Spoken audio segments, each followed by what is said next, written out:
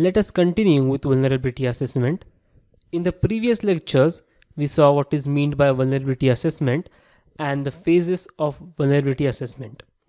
But the main question is, how do security experts define the range of a vulnerability? How do they rate it? And therefore, they use the vulnerability scoring systems. Now, what are these scoring systems? There are three major types of vulnerability scoring systems, which are, as you can see on the screen. The first is Common Vulnerability Scoring System, that is CVSS. Second is Common Vulnerability and Exposure, that is CVE. And the last one is National Vulnerability Database, NVD.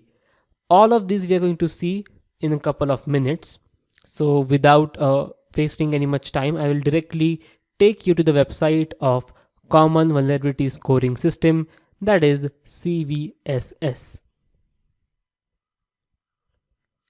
So right now on Google, just type Common Vulnerability Scoring System. You can see this. Just click enter. Now the first website, that is first.org, you have to click there, and the Common Vulnerability Scoring System provides a way to capture the principal characteristics. Now what does that mean? That means CVSS provides an open framework for communicating the characteristics and impacts of IT vulnerabilities. Its quantitative model ensures that repeatable and accurate measurement while enabling users to see underlying vulnerability characteristics that were used to generate the scores. So how to generate the scores? I will show you a quick demonstration. If you go to the calculator section here, you can see calculator, and now you have to input the values in the base score tab, and depending upon the base score tab, the vulnerability score gets calculated. Let us see how. Now suppose you find out a vulnerability in a website, and according to that you have to choose the values. Now attack vector. So how did you attack the vulnerability? Using network, using adjacent apps, using physical or local. Now since it was a website, I will choose a network. So it was based on network. Okay. Now scope of the vulnerability. What was the scope? What does the scope define? So does a successful attack impact a component other than the vulnerable component? If so, the base score increases. So now what was the scope? Did the scope change after the attack or no? No, it remained unchanged. So I will click unchanged. Attack complexity was low or high. Now there is no medium option. So to just register the score, please select low. Confidentiality. If it revealed any database or any admin passwords, for our example, let's click high. Now the database was revealed. Integrity, it was high, and availability was low, because it is not a vulnerability which actually made an effect on the availability.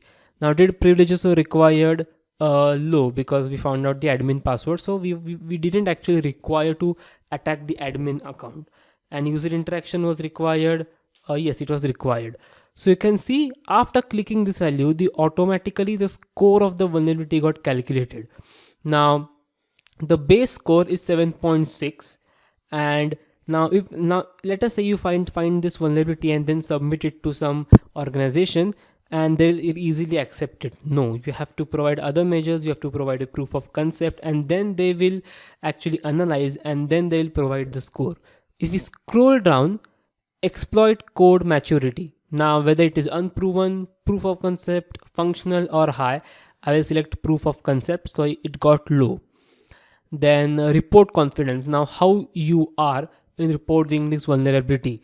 Now if you are a security expert and you tell that probably yes, I have got the database fully confirmed, and let's say you got a name Bob and his password, and then you try accessing the website using those passwords and you were successful, which means the confidence is high, so I will click confirmed.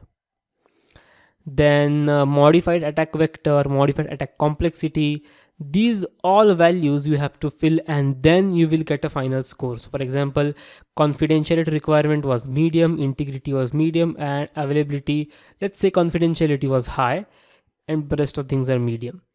Now modified attack vector, network, adjacent, local, physical, it was network.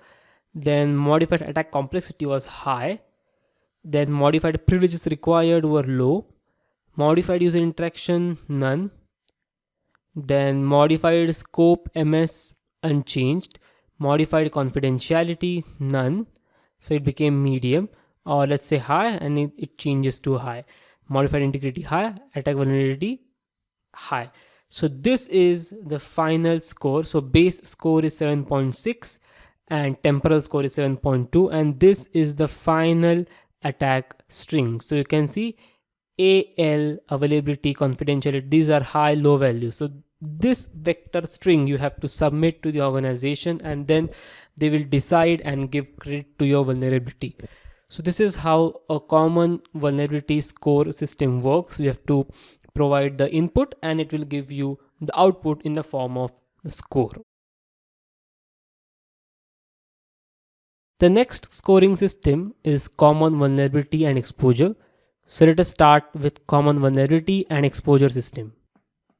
So as you can see on the Google, just type CVE and hit enter.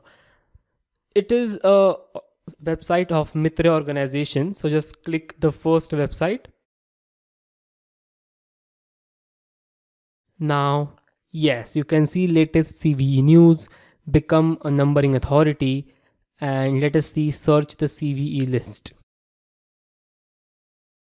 Here we can see if I just click CVE of SQL injection, let us see what I can get here.